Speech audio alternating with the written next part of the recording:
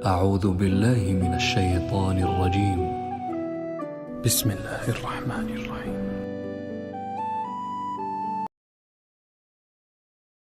ڈٹے ہوئے لوگ، سرکار نے فلاح انسانیت کے لیے جو دوسرا کام کیا نا، وہ لوگوں کو احساس دلایا ہے کہ اگر غلطی ہو جائے تو تم نے بندوں کے سامنے اپنے آپ کو کلیئر نہیں کرنا، تم نے تو رب کے سامنے اپنے آپ کو کلیئر کرنا، اللہ کے سامنے تم نے بچنا ہے کہ میرا گناہ معاف۔ اور حضور احساس پیدا کرتے تھے۔ بخاری شریف میں قبیلہ غامدیہ کی اس عورت کا تذکرہ موجود ہے جو خود آئی تھی، کوئی گرفتار کر کے نہیں لایا تھا، از خود آئی۔ احساس پیدا ہو گیا نا گناہ کا۔ یہاں بہت ساری غلطیاں کر کے بھی لوگ جب اپنی بات کرتے ہیں تو کہتے ہیں کبھی یاد تو نہیں کسی کے ساتھ زیادتی کی ہو، یاد تو نہیں کبھی کسی کا، بھئی آپ نے اتنے بڑے ولی ہونے کا دعویٰ کر دیا۔ انسان تو انسان رہتا ہے۔ بڑے بڑے لوگ کہہ گئے کہ یا اللہ اگر انجانے میں بھی بھول گئے ہیں تو ہم سے درگزر فرما، لیکن جب ہم تیار ہی نہیں ماننے کو۔ حضرت انس بن مالک کہتے ہیں وہ خاتون آئی، کوئی پکڑ کے نہیں لایا، کسی 14 دنوں کے ریمانڈ پہ نہیں اسے منوایا گیا، اسے وہ خود بخود آئی اور کریم محبوب علیہ السلام کے سامنے جب وہ کھڑی ہوئی تو اتنے درد سے میں نے کم لوگ روتے دیکھے ہیں جس درد سے وہ روئی۔ عرض کرنے لگی حضور میں غلطی کر بیٹھی ہوں، مجھ سے زنا ہو گیا، مجھے پاک کر دے۔ تو محبوب کریم علیہ السلام نے فرمایا تو کیسے ثابت کرے گی تو نے گناہ کیا؟ یعنی مجرم کو ثابت کرنا پڑ رہا ہے کہ میں گناہ گار۔ یہ وہ کمال ہے کہ انسانوں کو احساس ہونے لگے کہ یہاں ہم غلط ہیں۔ جب اعتراف جرم ہوتا ہے، جب بیماری کی تشخیص ہوتی ہے تو پھر اس کا علاج بھی ہو جاتا ہے۔ حضرت انس بن مالک کہتے ہیں وہ عرض کرنے لگی حضور میرے پیٹ میں ناجائز بچہ ہے۔ حضور نے فرمایا جا جب بچہ پیدا ہو تو پھر آنا۔ وہ 8 ماہ کے بعد آئی تو اس کی گود میں پھول سا بچہ تھا۔ حضور نے فرمایا واپس جا، جب روٹی کھانے لگ جائے تو پھر آنا۔ وہ 2 سال 2.25 سال دودھ پلاتی رہی، پھر جب آئی تو بچے کے ہاتھ میں روٹی کا ٹکڑا تھا۔ کریم محبوب صلی اللہ تعالی علیہ وسلم سے آ کے جب اس نے بات کی تو وہ درد سے روئی، کہنے لگی یا رسول اللہ 3 سال ہونے کو ہیں، میں نے گناہ کیا ہے، میں ساری رات سو نہیں پاتی۔ حضور تڑپتی، اگر اس حال میں مر گئی تو اپنے رب کو کیا منہ دکھاؤں، مجھے پاک کر دے، میرے حال پہ رحم فرمائے۔ محبوب کریم صلی اللہ علیہ وسلم نے بچہ ایک صحابی کو دیا، فرمایا بچوں کی طرح پالنا، اور کہا اسے لے جاؤ، پتھر مار مار کے اسے سنسار کر دو۔ صحابہ کہتے ہیں اسے پتھر لگ رہے تھے اور حضور بے چینی کے ساتھ ٹہل رہے تھے۔ آ کے خبر دی حضور وہ تو وصال کر گئی، انتقال ہو گیا۔ فرمایا یہاں تک تو بات اس کی تھی۔ حضرت انس بن مالک کہتے اب محبوب کریم نے صحابیات سے فرمایا اسے غسل دو، کفن پہناؤ، جنازہ تیار ہو جائے تو مجھے خبر کرنا۔ حضرت انس بن مالک کہتے ہیں غسل ہوا، کفن ہوا، جنازہ تیار ہوا تو حیران ہم تب ہوئے جب میرے محبوب نے فرمایا صفے بناؤ، میں خود جنازہ پڑھاؤں گا، میں خود جنازہ پڑھاؤں۔ اور سرکار نے جنازہ پڑھایا تو ایک شخص کی زبان سے نکلا حضور اس ملعون کا معاذ اللہ جنازہ جس نے ناجائز بچہ جنا، اس کے لیے آپ دعا کر رہے ہیں، جنازہ پڑھا۔ حضور فرمانے لگے خاموش ہو جاؤ، تم نے گناہ دیکھا ہے، اس کا احساس نہیں دیکھا، تم نے غلطی دیکھی ہے لیکن اس کی توبہ کا انداز نہیں دیکھا۔ اور صاحب کنز العمال نے یہ لفظ نقل کیے ہیں کہ کریم محبوب فرمانے لگے اس نے تو ایسی شاندار توبہ کی ہے کہ اگر میں اپنی ساری امت میں بانٹ دوں تو اللہ سب کی مغفرت فرما دے گا۔ احساس جب پیدا ہو جاتا ہے نا اپنے دل کے اندر کہ یہاں میں غلط ہوں، ان العبد اذا اعترف ثم تاب تاب اللہ علیہ او کما قال نبی صلی اللہ علیہ وسلم، رواہ مشکات۔ حضور نے فرمایا جب کوئی بندہ کہتا ہے نا اللہ میں بھول گیا تھا اور پھر وہ توبہ کرتا ہے تو رب اس کی توبہ کو فوراً ہی قبول فرما لیتا ہے۔ حضرت عبداللہ بن حذافہ جہاد کر رہے تھے، روم کے عیسائیوں نے گرفتار کر لیا، 1000 آدمی نے مل کے پکڑا، گرفتار نہیں ہوتے تھے صحابی، 1000 آدمی نے گھیرا ڈالا، گرفتار کر کے لے گئے۔ اور جب بادشاہ کے سامنے گئے تو وزیر کہنے لگا بادشاہ بندہ بڑے کام کا ہے، اگر ہمارے قابو آ گیا تو فائدہ دے گا۔ صحابی ہیں حضرت عبداللہ بن حذافہ، حضرت فاروق اعظم کا زمانہ ہے، اگر قابو آ گیا تو فائدہ دے گا۔ بادشاہ کہنے لگا کیوں، کیا خوبی ہے؟ کہنے لگے ہم 1000 آدمی تھے، یہ اکیلا قابو نہیں آ رہا تھا، 1000 آدمی تھے، اگر ہماری فوج میں شامل ہو گیا تو بہت بڑا جرنیل ملے گا۔ بادشاہ کہنے لگا کوئی مسئلہ نہیں، 2-3 چیزیں ہوتی ہیں بندے کو خریدنے کے لیے، خرید لیتے ہیں۔ بادشاہ کہنے لگا عبداللہ جتنی دولت تجھے چاہیے میں تجھے دے دیتا ہوں، میرے لشکر میں آ جا، معاذ اللہ اسلام چھوڑ دے۔ حضرت عبداللہ بن حذافہ کیا فرماتے ہیں بڑا تو بیوقوف ہے، میں نے دولت کمانی ہوتی تو مدینے میں بیٹھ کے تجارت کرتا، میں دولت کمانے نہیں نکلا، میں تو رسول اللہ کی رضا کمانے کے لیے نکلا ہوا ہوں۔ دولت کمانی ہوتی تو کسی مارکیٹ میں ہوتا، میدان میں آنا تھا، شہادت ہے مطلوب مقصود مومن، نہ مال غنیمت نہ کشور کشائی، یہ دولت تو لونڈی ہے رسول اللہ کے دروازے کی، یہ تو پیچھے پیچھے پھرتی ہے نبی پاک کے غلاموں، یہ کمانی ہوتی تو میں کسی مارکیٹ میں ہوتا، میدان میں تھوڑا ہوتا۔ عبداللہ بن حذافہ سے دوسری چال چلی، کہنے لگے میاں عہدہ جو تجھے چاہیے، میں بادشاہ ہوں، میرے نیچے جو عہدہ تو کہے گا وہ تجھے مل جائے گا۔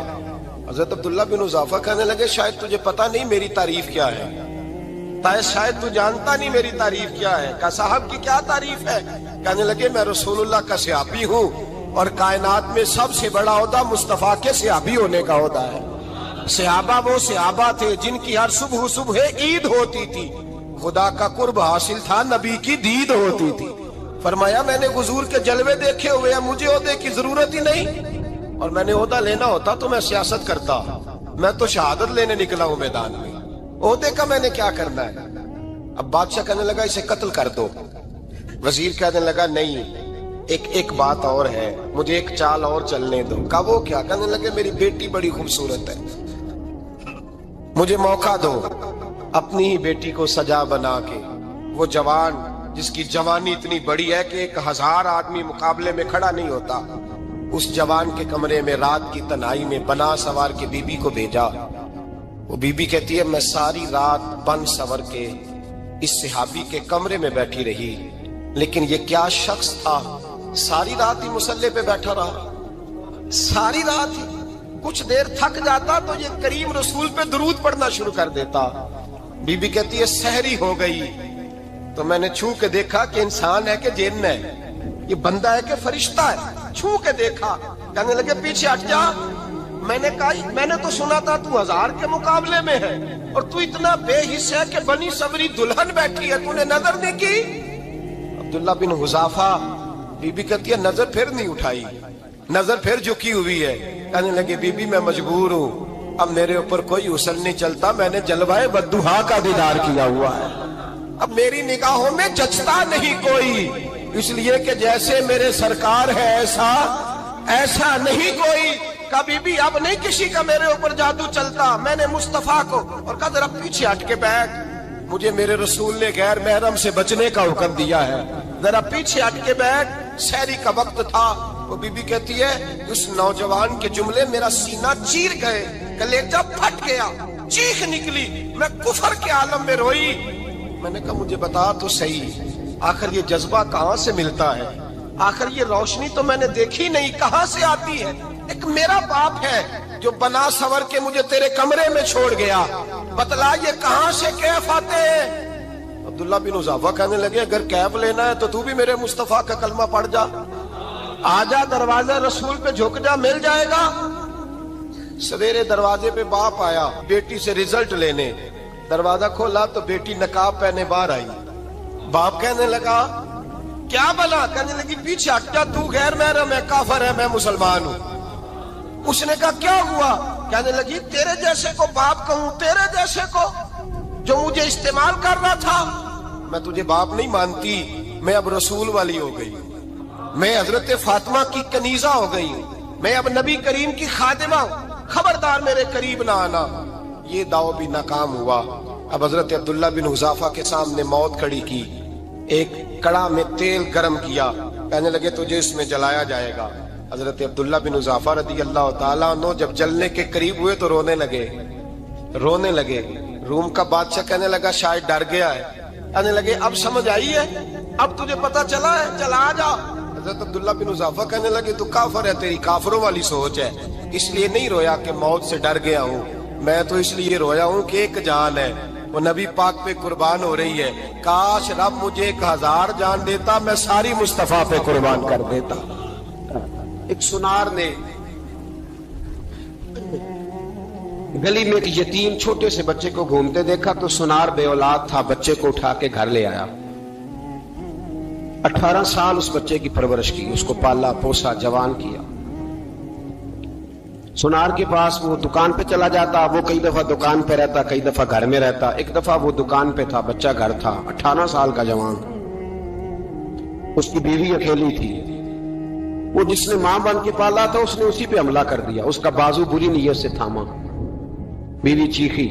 تھوڑی دیر گزری تو وہ نوجوان پیروں میں بیٹھ گیا، کہنے لگا اماں پتہ نہیں مجھے کیا ہوا۔ شام کو سنار آیا، بیوی چیخنے لگی، چلانے لگی، کہنے لگی آج عجیب بات ہوئی، جس کو میں نے جگر کا خون دے دے کے پالا اسی نے گندی نظر ڈالی۔ سنار محو حیرت ہے، بیوی کا خیال تھا کہ لاٹھ اٹھائے گا، ڈنڈا اٹھائے گا، نوجوان کو مارے گا، لیکن وہ رونے لگ گیا۔ اس نے کہا آج اس نے میرا بازو تھاما ہے، جانے کیا کیا ہے۔ پریشان ہونے لگ گیا، سجدے میں گر گیا، کہا تو بتاتا کیوں نہیں؟ تو وہ سنار کہنے لگا اس کی غلطی نہیں، 18 سال کے بعد آج مجھ پر بھی شیطان سوار ہوا تھا۔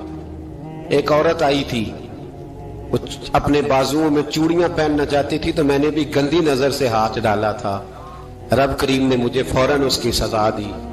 جن کے گھروں میں بیٹیاں ہوتی ہیں ان کی نظریں گندی نہیں ہوتی، جو بیٹیوں کے باپ ہوتے ہیں، جو بہنوں کے بھائی ہوتے ہیں، ان کی نظریں گندی۔ اور اگر تو ٹیلی فون کرتا ہے، تو کسی عورت کے ساتھ تعلق رکھتا ہے تو یہ بات لکھ لے، امام فخر الدین رازی 1، علامہ اسماعیل حقی 2، ملا جلال الدین رومی 3، امام خازن 4، امام جلال الدین سیوطی 5 حدیث کے استاد اور محدث لکھتے ہیں کہ اگر تو کسی پر گندی نظر ڈالے گا تو تیرا گھر بچ سکتا، یاد رکھ نہیں بچے گا، اس لیے کہ تیری نظر کسی کی بیٹی کو بیٹی سمجھ تاکہ تیری بچی کا پردہ قائم رہے، کسی کی بہن کو۔ یہ کیا بات ہوئی کہ تو جتنا مرضی گند معاشرے میں پھیلاتا رہے تیرا گھر بچا رہے؟ یہ کیسے ہو سکتا ہے؟ فَإِنَّ لَهُ مَعِيشَةً ضَنْكَ، اللہ فرماتے ہیں زندگی تنگ ہو جائے گی تیرے لیے مشکل، تو ڈھونڈتا پھرے گا کہ میں مرنے کو جگہ تلاش کروں۔ سچی توبہ کرے، کھری توبہ کرے۔ یہ گناہ انسان کو مجبور کر دیتے ہیں۔ حضرت عبداللہ بن مبارک رحمت اللہ تعالی علیہ، ان کے سینکڑوں شاگرد تھے، ایک شاگرد کے انتقال کا وقت آیا تو گھر گئے ملنے۔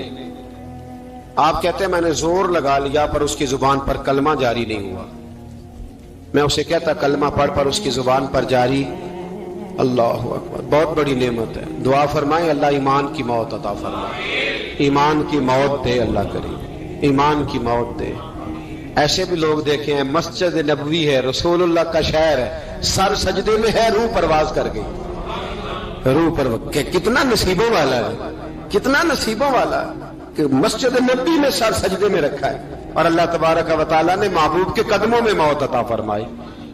تو حضرت عبداللہ بن مبارک کہتے ہیں میں نے اس کو کہا کلمہ پڑھ تو اس کی زبان پہ جاری نہیں ہوتا۔ میں بار بار کہتا تو وہ منت کرتا، کہتا حضور میں کوشش کرتا ہوں جاری نہیں ہوتا۔ فرماتے میں پریشان ہو کے اٹھا، ابھی میں دروازے پہ پہنچا تھا، اس نے چیخ ماری اور روح پرواز کر گئی۔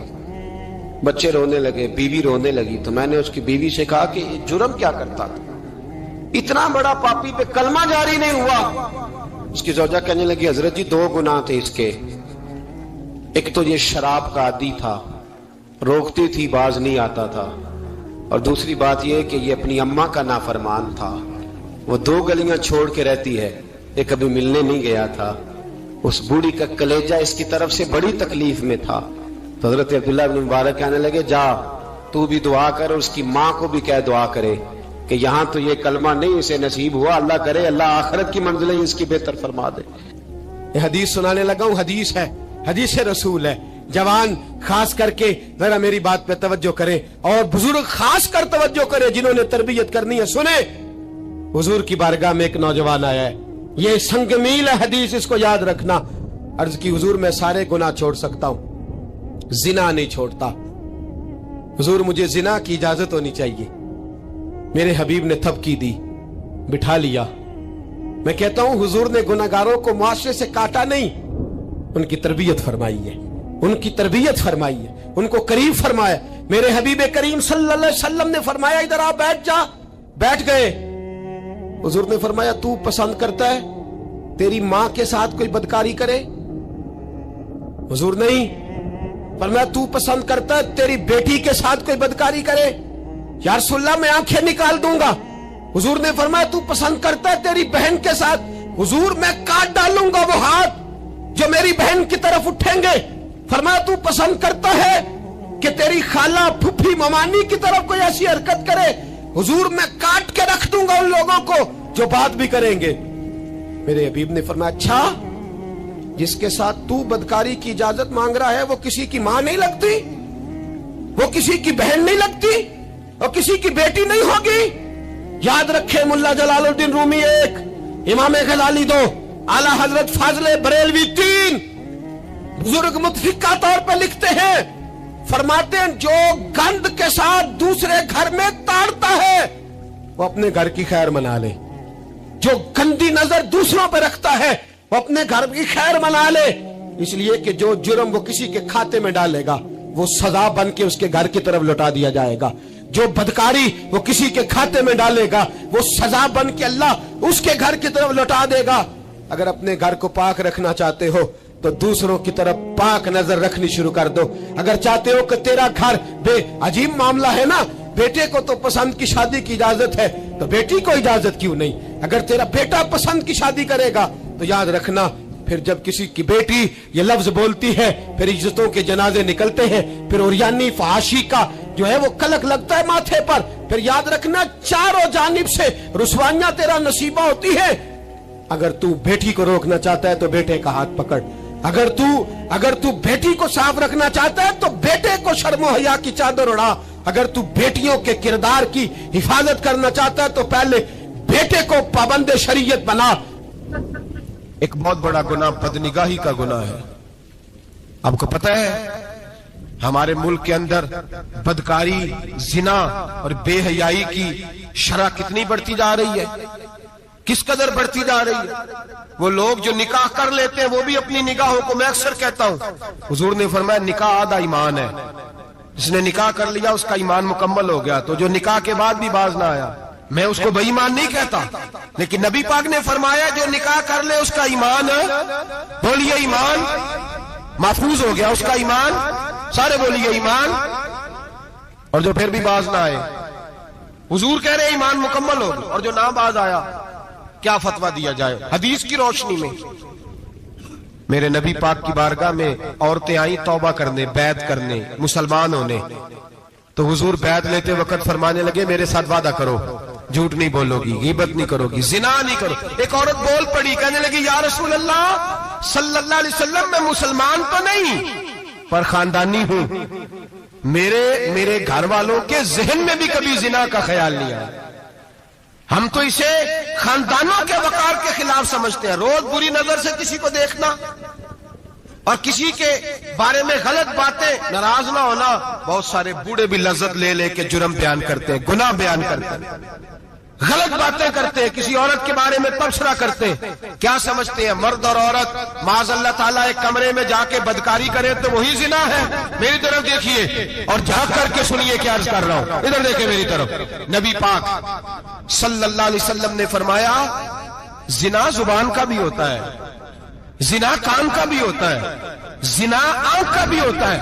हुजूर किस तरह? फरमाया जिसने गंद देखा उसने आंख का जिना किया, जिसने लज्जत लेके सुना, चुप नहीं कराया, पूरी बात सुनी, वो भी जानी है। और जिसने गंदी बात बोली वो मुंह का जानी है, जिसने गंद सोचा वो दिमाग का जानी है। और जानी को सबसे पहली सजा अल्लाह ये देता है कि सजदे की लज्जत छीन लेता है, इबादत का सुरूर छीन लेता है, उसका नमाज में दिल नहीं लगता। कुरान में सबसे पहली सजा उसे अल्लाह अपने दरवाजे से दूर कर देता है। भाइयों आज हमारे सजदे बेकैफ हैं, आज लोग गलत जगह पे घंटों बैठे रहते हैं। मस्जिदों में लोगों के दिलों को घबराहट होती है, लोग भागते हैं। मेरे नबी पाक ने फरमाया तू नजर को पाक कर ले, अल्लाह तेरी इबादत में लज्जत पैदा फरमा देगा। मेरे भाई याद रख लें और सुन लें, सबसे कमजोर आदमी वो है जिसका जहन पाक नहीं। सबसे कमजोर आदमी वो है जो किरदार का गलत है। एक बात मैंने पढ़ी, आप यकीन करें मेरा दिल करे कि मैं आग लगा दूं اس عنوان کو جس پہ گندگی لکھی جاتی ہے، ان اخباروں کو، ان چیزوں کو جس پہ گند لوگوں کے دلوں میں. وہ انڈیا کی ایک وزیر اعظم عورت گزری تو کسی نے اس سے کہا کہ پاکستان نے تو تمہیں شکست دی ہے، تم جیت نہیں سکے بڑا ملک ہو کے. کہنے لگی کوئی بات نہیں، تھوڑا وقت ٹھہر جاؤ، ہم ان پر تہذیبی یلغار کریں گے، ان کے گھروں میں ننگا ناچ کریں گے، یہ گندی تصویریں دیکھیں گے، یہ گند میں الجھ جائیں گے. اور جو قوم گند میں الجھ جایا کرتی ہے وہ پھر کسی سے لڑنے کی طاقت نہیں رکھتی، اس کے اندر ڈٹ جانے کی ہمت نہیں ہوتی، اس کی غیرت کے جنازے نکل جاتے. دل کرتا ہے جل جائے وہ جل جائے جہاں سے برائی پھیلتی، تباہ ہو جائے وہ علاقے جہاں سے گند ہوتا ہے. لوگ گند کی کمائی کھاتے ہیں، گند کی. ایکٹروں کے ساتھ کھڑے ہو کے فوٹویں کھچاتے ہیں اور گناہ پہ فخر کرتے ہیں، اور گندے لوگ کہتے ہیں اللہ کا فضل ہے ہم گند پھیلا رہے ہیں. ثم معاذ اللہ، لوگ گناہ پہ فخر کرتے ہیں چوکوں چوراہوں میں. محمد بن قاسم آئے ہندوستان پہ راجہ دہر کے مقابلے میں، نوجوان میری طرف دیکھے اور صحیح ہو کے بیٹھے، خاصے صحیح ہو کے بیٹھے، تقریر نہیں کر رہا، جذبات کا. میرے جذبات سنیں، دل کے پھپولے جل رہے ہیں حسینے کے داغ سے.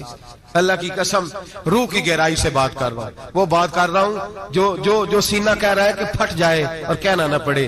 قرآن و حدیث پڑھتے ہیں اور پھر اپنا حال دیکھتے ہیں تو لگتا یہ ہے کہ عذاب قریب آ گیا ہے، لگتا ہے زمین پھٹنے والی ہے، آسمان گرنے والا، لگتا ہے قریب آ گیا ہے سارا کچھ. سمجھے کہ عرض کر یہ بات اگر آپ سمجھ گئے تو قیمت وصول ہو گئی. اس کو سمجھ گئے تو سمجھ لیں آپ کے مزاج کے اندر اللہ نے تبدیلی پیدا کر دی. محمد بن قاسم 18 سال کا جوان، ایک عورت کی عزت پر راجہ دہر ہندو نے حملہ کیا، محمد بن قاسم بچانے آئے. جب ہندوستان آئے فوج تھوڑی تھی، علاقہ تھوڑا تھا، راجہ دہر کی فوج بہت زیادہ، اور پھر اپنا عرب چھوڑ کے یہاں آ کے ہندوستان میں اس کے علاقے میں اس پہ حملہ کرنا، حالات خراب تھے. محمد بن قاسم پریشان ہے. ایک بزرگ نے دیکھا، کہنے لگے پریشان کیوں ہو؟ کہنے لگا سوچتا ہوں علاقہ بھی اس کا، فوج بھی اس کی، میرے فوجیوں کو تو رستوں کا بھی نہیں پتا، کیسے جنگ کریں گے، کدھر سے آئیں گے، اور پھر ہمیں زبان بھی نہیں آتی، کیسے کام ہوگا، ڈر رہا ہوں. 2-4 دن گزرے تو محمد بن قاسم اشاش بشاش ہو گئے. اور بزرگ کہنے لگے خیر ہے، بڑے مطمئن ہو گئے ہو. کہنے لگے بس راجہ دہر ہم سے مقابلہ نہیں کر سکتا، راجہ دہر ہمارے مقابلے میں کھڑا نہیں ہو سکتا. وہ گرا کے گرا، وہ لڑکھڑایا کے لڑکھڑایا، ریزہ ریزہ ہو جائے گا. آپ کو کیسے خوشخبری مل گئی؟ کہنے لگے مجھے پتا چلا ہے کہ راجہ دہر ذہن کا گندا ہے، وہ تو چچا کی بیٹی کو نہیں چھوڑتا، ماموں کی بیٹی کو نہیں چھوڑتا، خالہ کی بیٹی کو گندی نظر سے دیکھتا ہے. جس کا ذہن گندا ہوتا ہے وہ کسی کا مقابلہ نہیں کر سکتا. ہمیں فتح ہوگی، فتح، وہ گرے گا. وہ بزرگ کہتے ہیں میں سمجھ گیا کہ واقعی سے فتح ہوگی. آج کشمیر کیوں آزاد نہیں ہو رہا؟ فلسطین میں آگ کیوں لگی ہوئی ہے؟ مسلمان جب تک ذہن کا گندا ہے کمزور ہے، جب تک ذہن کا ناپاک ہے کمزور ہے. حضرت سعد بن ابی وقاص رضی اللہ تعالیٰ عنہ فرمایا کرتے تھے اللہ مسلمان کی مدد اتنی دیر تک کرتا رہتا ہے جتنی دیر تک مسلمان کا ذہن صاف رہتا ہے، کردار پاک رہتا ہے. آج اس لیے معاشرے میں لگی ہے. نوجوانوں تم کہتے ہو کامیابیاں نہیں ملتی، اسے کیسے کامیابی مل سکتی ہے جس کا ذہن ہی صاف نہیں؟ وہ کیسے دنیا کی بازی جیت سکتا ہے جس کی نگاہ ہی پاک نہیں؟ وہ کیسے آگے بڑھ سکتا ہے جس کے کردار میں پاکیزگی نہیں؟ اپنے آپ کو پاک کر لو، اللہ ہر مشکل میں تمہاری مدد فرمائے گا، ہر رستے میں تمہاری مدد فرمائے گا. اور میں نے کہا جب آدمی ناپاک ہوتا ہے تو رب کریم اس سے عبادت کی لذت چھین لیتا ہے. اور اللہ کی سب سے بڑی سزا یہ ہے کہ کسی کو سجدہ نہ لمبا کرنا دے. رب کریم سب سے زیادہ اس سے ناراض ہے جس کو قرآن پاک کے کھولنے کی توفیق نہ ہو. سب سے زیادہ رب کریم اس شخص سے ناراض ہے جو اللہ کی بارگاہ میں جھکنے کی لذت چھوڑ جائے. میرے نبی پاک سید عالم علیہ السلام کے صحابہ لمبی عبادتیں کرتے تھے، لمبی. کسی نے کہا تھا روم کے بادشاہ تھے کہ یہ مسلمان فاتح کیوں ہو جاتے ہیں؟ تو اس نے کہا میں نے مولا علی کے زمانے میں جاسوسی کرائی تھی، پتا کیا تھا کہ ہر میدان میں کامیاب کیوں ہوتے ہیں. تو کہتے میں نے دیکھا یہ دن کے مجاہد ہوتے ہیں پر رات کے عابد ہوتے ہیں. اب آگے بڑھتے ہیں. قرآن مجید نے سورہ نور کی آیت نمبر 30 میں کہا کہ کل للمؤمنین یغضوا من ابصارہم، فرمایا کہ اے محبوب علیہ السلام مومن مردوں سے کہہ دو کہ اپنی نظریں جھکا کے رکھیں، اپنی نظریں اور اگلی آیت میں فرمایا وَقُلْ لِلْمُؤْمِنَاتِ يَغْضُضْنَ مِنْ أَبْصَارِهِنَّ، فرمایا کہ اے محبوب مومن عورتوں سے بھی کہہ دو کہ اپنی نظریں جھکا. مرد بھی اپنی نظر جھکا کے رکھے گا عورت کی طرف، لیکن یہ ساری پابندی صرف مرد پر نہیں، عورت بھی غیر محرم کا چہرہ نہیں دیکھے گی، اس پر بھی اسی طرح نظر جھکانے کا حکم ہے جس طرح کہ وہ ہر دکاندار کو بھائی جان کہہ کے گفتگو کرنے کی اس کو بھی اجازت نہیں ہے کہ وہ سمجھے کہ پابندی تو مرد نے کرنی تھی، میں نے تھوڑی کرنی تھی. وہ جس کے پاس جائے، جہاں بھی جائے، ڈاکٹر کے پاس جائے، باہر جائے، تو وہ جس طرح مرضی اس کا دل چاہے وہ بات چیت کرے. اس کی عورت کو بھی اجازت اسلام نہیں دیتا. بنیادی طور پہ اسلام شرم و حیا کا دین ہے، حیا کی بات کرتا ہے. حیا کی جب ہم تعریف کرتے ہیں تو حیا کی تعریف یہ ہے کہ کوئی کبھی چیز دیکھ کے نا تو آپ کی طبیعت میں کراہت محسوس ہو، آپ کوئی غلط جملہ منہ سے نکالتے ہوئے ذرا جھجکیں، آپ کوئی غلط بات کرتے ہوئے تھوڑا بوجھ محسوس کریں. ہمارے ہاں تیزی سے فروغ پایا ہے بے حیائی نے. سنگیوں کی محفلیں، یاروں کی محفلیں، اس میں غلیظ گفتگو ہوتی ہے الا ماشاء. جن دوستوں کو بڑی پاک صاف گفتگو کرنی چاہیے. دوستی کا رشتہ بڑا مقدس رشتہ ہے. جو یہاں ایک دوسرے سے پیار کریں گے جنت میں بھی اکٹھے داخل کیے جائیں گے. شرط یہ ہے کہ پیار اللہ رسول کی رضا کے لیے ہو، لیکن اس کے اندر اگر آپ کی گفتگو کچی ہو، کمزور ہو، فحاشی والی ہو، عریانی والی ہو.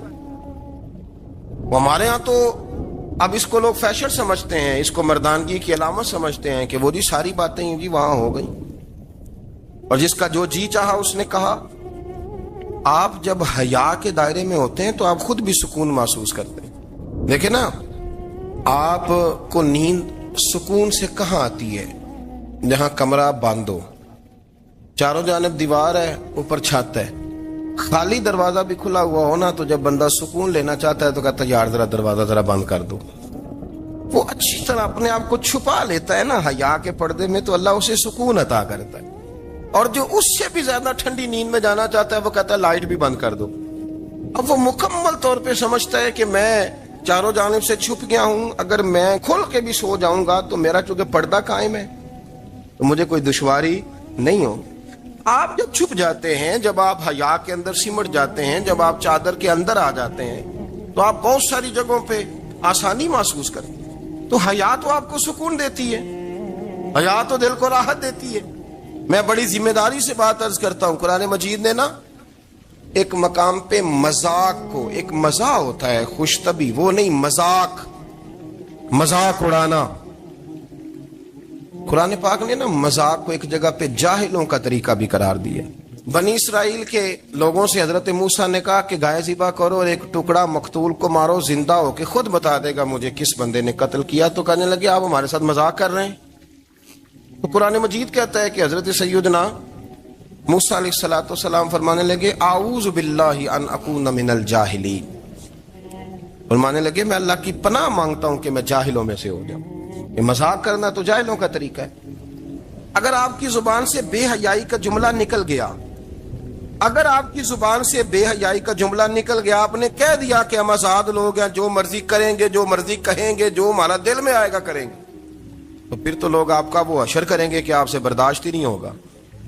جس کا لوگ مذاق بنا لیتے ہیں اور جو مذاق بن جاتا ہے پھر اسے کچھ جینے دیتا ہے. آپ حیا کی چادر میں چھپیں گے تو بچیں گے. اگر آپ نے اپنا مذاق بنوا لیا یہ کہہ کے کہ میں نے مرضی کرنی ہے، پھر یاد رکھنا چھپنے کو جگہ نہیں ملے گی، پھر تکلیف میں آ جائیں گے، پھر بہت بڑی اذیت کا شکار ہو جائیں. شرم و حیا، عرب کے اندر جو کواری لڑکیاں تھیں ان میں بڑی حیا ہوتی. الحمدللہ میں بڑے فخر سے کہتا ہوں کہ میرے پنجاب کی، میرے پاکستان کی بیٹیاں بھی 20 دفعہ ان کا ابا کہے تیری شادی کرنی ہے تو وہ آنکھ نہیں اٹھا پاتی آج بھی. یہ تو وہ چند لوگ ہیں جو کہتے ہیں ہم ہائی کلاس ہو گئے، ہمیں نہیں پتا کہ وہ روشن خیال ہو گئے ہیں کہ روغن خیال ہو گئے، پتہ نہیں کدھر چلے گئے.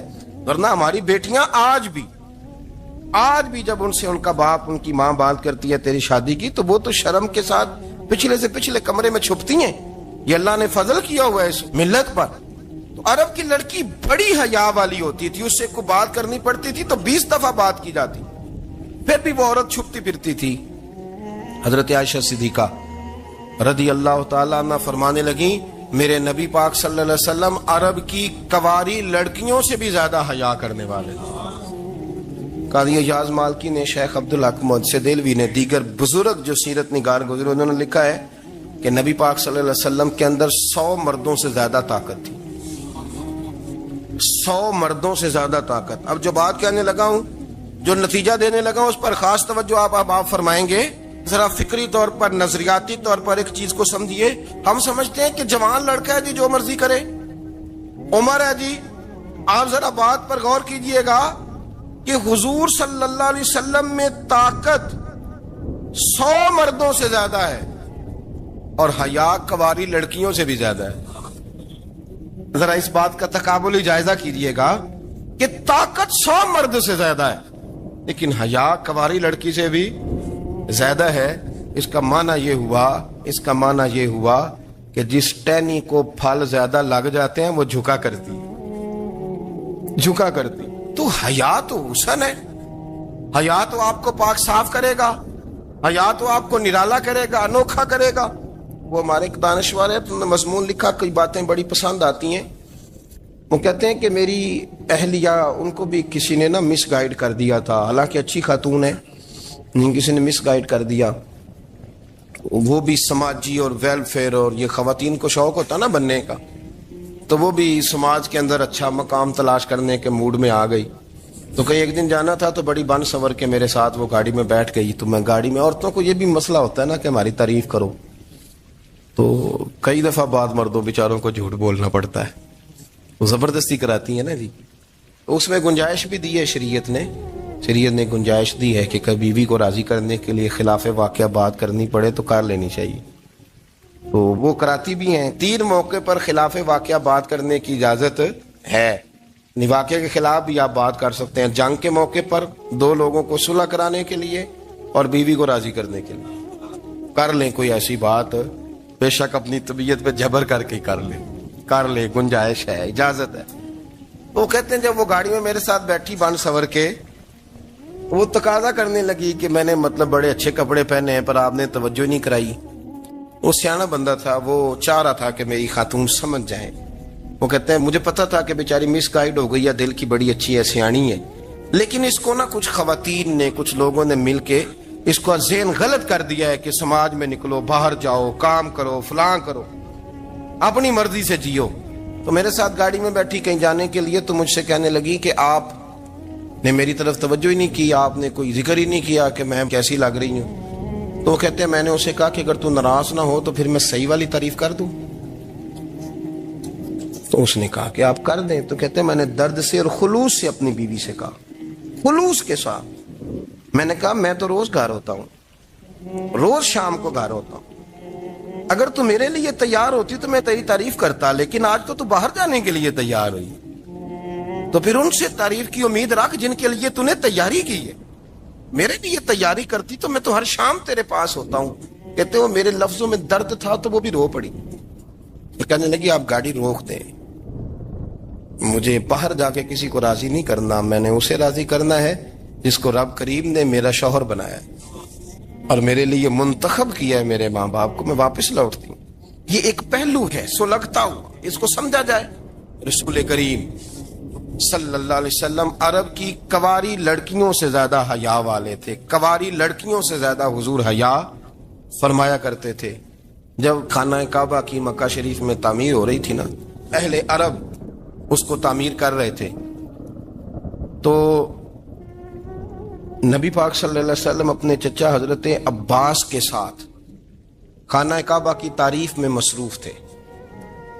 تو عرب کے لوگ چونکہ لمبا کرتا پہنتے تھے پیروں تک، تو نیچے اگر کسی وقت کوئی چیز نہیں بھی ہوتی تھی تو کسی کو وہ نظر نہیں آتی تھی، چونکہ پردہ رہتا تھا، لمبا کرتا پہنا ہوا ہوتا تھا۔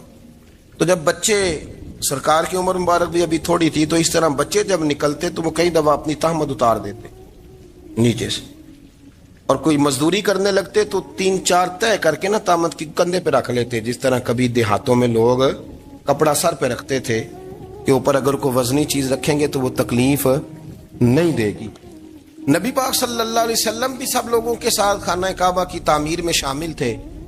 تو حضرت عباس رضی اللہ تعالیٰ عنہ نے کہا حضور سے، ابھی اعلان نبوت بھی نہیں فرمایا تھا، بھتیجے آپ بھی تامد اتاریے، یہ صحیح مسلم میں حدیث موجود ہے، اور اس کو کندھے پہ رکھ لیجیے، آپ اینٹیں اٹھا اٹھا کے لا رہے ہیں تو ذرا آپ کو تکلیف نہیں ہوگی۔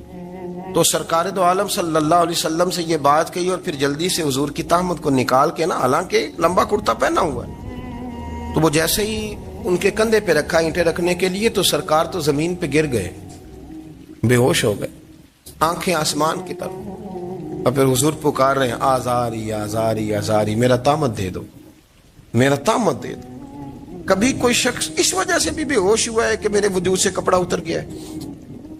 حالانکہ سرکار پر وہ بے ہوشی بھی نبی پاک کا وہ جو غلبہ ہے نا شرم و حیا کا، اس کی وجہ سے ہو، ورنہ تو حضور فرماتے ہیں کہ میری آنکھیں سو جاتی ہیں، دل تو میرا اس عالم میں بھی جاگتا رہتا ہے۔ تو سرکار زمین پہ تشریف لے آئے، آنکھیں میرا تامد دے دو، میرا تامد دے دو، تو جلدی سے انہوں نے تامد دیا، تو حضور نے باندھ لیا، پھر طبیعت مبارک میں تسلی ہوئی۔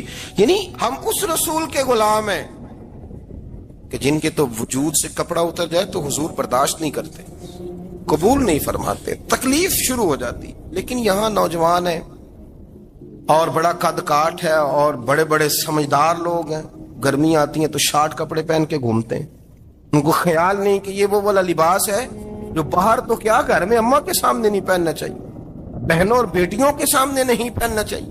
آپ کی گفتگو میں شرم و حیا ہو، آپ کے لب و لہجے کے اندر حسن ہو۔ آپ کو پتہ ہے نبی پاک صلی اللہ علیہ وسلم نے فرمایا میری امت میں سب سے زیادہ حیا کرنے والے عثمان غنی ہیں، عثمان غنی سب سے زیادہ حیا کرنے والے۔ آپ فرمایا کرتے تھے جب سے حضور کا چہرہ دیکھا ہے میں نے کبھی اپنی شرمگاہ بھی نہیں دیکھی، میں نے آنکھوں کا وضو نہیں توڑا، اور جب سے حضور کے دست مبارک میں نے بیعت کے لیے سیدھا ہاتھ بڑھایا تو پھر سیدھا ہاتھ میں نے کبھی گندگی کو نہیں لگایا۔ حیا تھی۔ آپ باتھ روم کے اندر بھی غسل فرماتے تھے تو کپڑوں سمیت کرتے تھے۔ کسی نے کہا حضرت جی واش روم کے اندر کیوں نہیں کپڑے اتارتے؟ آپ فرمانے لگے باہر بندوں سے حیا کرتا ہوں، اندر جاتا ہوں تو رب سے حیا آنی شروع ہو جاتی، وہ تو دیکھ رہا ہے نا۔ تو میں جو بات آپ کی خدمت میں عرض کرنا چاہتا ہوں اس کو آپ سمجھیے گا میرے عزیز، کہ شرم والا مزاج، گفتگو بھی شرم والی، آنکھیں بھی شرم والی، لباس بھی شرم والا، دوستی یاری بھی شرم والی، بہت ساری ایسی باتیں۔ دیکھیں نا، آپ ذرا، میں نے کہا کہ باتوں کو سن کے گزر نہ جایا کریں، اس کی گہرائی پر غور کریں۔ حضور علم کا سمندر ہے، سرکار سے زیادہ علم دنیا میں کسی کے پاس موجود نہیں ہے، اور صحابہ کو موقع ملا ہوا ہے اس سمندر سے فیض لینے کا، لیکن ان کی حالت یہ ہے کہ حضرت علی المرتضیٰ فرماتے ہیں 14 دن گزر جاتے، حضور سے کوئی سوال پوچھنا ہوتا تھا پر میں شرم کے مارے نہیں پوچھ پاتا تھا۔ 14 دن بخاری شریف میں موجود ہے۔ ایک دن نبی پاک صلی اللہ علیہ وسلم نے پوچھا صحابہ سے کہ وہ کون سا درخت ہے جس کے پتے نہیں گرتے، اور وہ درخت اس طرح ہے جس طرح مومن ہوتا ہے، وہ درخت میرے مومن کی طرح بتاؤ۔ حضرت عبداللہ ابن عمر فرماتے مجھے پتا تھا کہ وہ کھجور کا درخت ہے، لیکن چونکہ ابو بکر صدیق بھی بیٹھے ہیں، عمر فاروق بھی بیٹھے ہیں، مولا علی بھی بیٹھے ہیں، عثمان غنی بھی بیٹھے ہیں، اتنے جید لوگ بیٹھے ہیں، تو مجھے حیا آتی تھی کہ میں کیوں جواب دوں۔ کہتے سرکار نے کئی دفعہ پوچھا، لوگوں نے کئی اور درخت بتائے، پر فرمایا تمہارا جواب درست نہیں ہے۔ آپ حیا کے اس پہلو پر غور کریں کہ سوال کا جواب آتا ہے، سوال کا جواب، یعنی مجھے سوال کا جواب آتا اور پھر میں دوں نہ، مجھے بدہضمی نہ ہو جائے گی؟ یہ کیسے ممکن ہے کہ میری رات گزر جائے، مجھے پتا بھی تھا اور میں نے بتایا نہیں؟ بہت سارے لوگ آ کے بہت ساری باتیں بتاتے ہیں، بہت ساری باتیں وہ سمجھاتے ہیں، تو ہم غور سے ان کا چہرہ دیکھنے لگ جاتے ہیں، کہتے ہیں یار اس کا تو دعویٰ تھا کہ میں سمجھنے آتا ہوں، یہ تو ہمیں سمجھا رہا ہے، چلو الحمدللہ ہم سمجھنے کو تیار ہیں۔ لیکن میرے عزیز، پتہ بھی ہے جواب کا، علم بھی ہے، لیکن فرماتے ہیں میری حیا نے مجھے اجازت نہ دی کہ میں جواب دوں۔ آپ فرماتے ہیں پھر حضور سے صحابہ نے عرض کی کہ یا رسول اللہ آپ ہی بتا دیں وہ درخت کون سا ہے، تو حضور نے فرمایا بھئی وہ کھجور کا درخت ہے۔ تو آپ فرماتے ہیں میں دل میں کہہ رہا تھا کہ الحمدللہ میرا جواب درست ہے، حالانکہ میں نے جواب دیا ہی نہیں۔ تو لفظوں میں حیا، جملوں میں حیا، آنکھوں میں حیا، اٹھنے میں حیا، بیٹھنے میں حیا، چلنے میں حیا ایک خوبصورت حسن ہے، اور نبی پاک صلی اللہ علیہ وسلم نے فرمایا جب تو بے حیا ہو جائے نا پھر تو آزاد ہے، پھر تو جو مرضی کا۔ پھر تو جو اس لیے بزرگ جب کسی کو بے حیا کہتے تھے نا، اللہ اکبر، اور جب کسی کو کہتے تھے نا یہ بے حیا ہے تو لوگ سمجھتے تھے کہ کوئی ہلکی سی بات کر دی، لیکن ان کا معنی یہ ہوتا تھا کہ بس بھائی اب اس کے ساتھ کوئی کلام کرنے کی ضرورت ہے، اس کو اب اصلاح کی ضرورت نہیں، یہ بے حیا ہے۔ کیا معنی؟ کہ اب یہ جو اس کے دل میں آئے گا وہ کرے گا، جو اس کی طبیعت چاہے گی وہ کرے گا، اب یہ کسی پہلو بھی قابو آنے کو تیار ہے، بے حیا ہو گیا۔ بے حیائی بہت بڑا عیب ہے، اور جو لوگ کہتے ہیں کہ ہمیں بالکل آزادی ہونی چاہیے، ہمارا اپنا جسم ہے تو ہماری اپنی مرضی چلے گی۔ ایک وزیر صاحب ہیں، پتہ نہیں میں ان کو جانتا تو نہیں، انہوں نے سینٹ میں تقریر کی ہے، میں نے ان کی بات سنی ہے، اس نے کہا نہیں بھائی، جسم رب کا ہے تو مرضی بھی تو رب کریم کی چلے گی، اور مرضی بھی اللہ کی۔ یہ مجھے تھوڑا سا مسئلہ ہے جسم پر، کبھی کبھی مجھے کثرت سفر سے الرجی ہو جاتی ہے۔ میرے ساتھ لوگ نا دل سے پیار کرتے ہیں، شاید ہی کوئی اچھا ڈاکٹر ہو جس تک میرے سنگی مجھے لے کے نہ گئے ہوں، پر جسم اللہ کا ہے نا، مرضی بھی جب چاہے گا صحت دے گا۔ کیوں کچے کاموں میں لوگ پڑ گئے، کیوں غلط لوگ سوچ میں پڑ جاتے ہیں؟ یہ اسی کا ہے، اور جب وہ چاہے گا، آپ اس بات کو اچھے طریقے سے سمجھ لیں کہ جو اپنی مرضی چوکوں چوراہوں میں کر رہے ہوتے ہیں نا، جو مرضی گاندمند، وہ جانور ہوتے ہیں، وہ جانور ہوتے ہیں جو نہ چونک دیکھتے ہیں، نہ گلی دیکھتے ہیں، نہ انہیں پتہ ہوتا ہے کہ جگہ کون سی ہے۔ وہ انسان، میں نے کہہ دیا جو میں نے کہنا تھا، میں نے کہہ دیا، وہ جانور ہوتے ہیں۔ اور جو کچھ انسان ہوتے ہیں نا، ان کے اندر کچھ نہ کچھ پھر شرم حیا بھی ہوتی ہے۔ وہ چوکوں چوراہوں میں وہ حرکتیں اور وہ کام نہیں کرتے جو جانور کرتے ہیں۔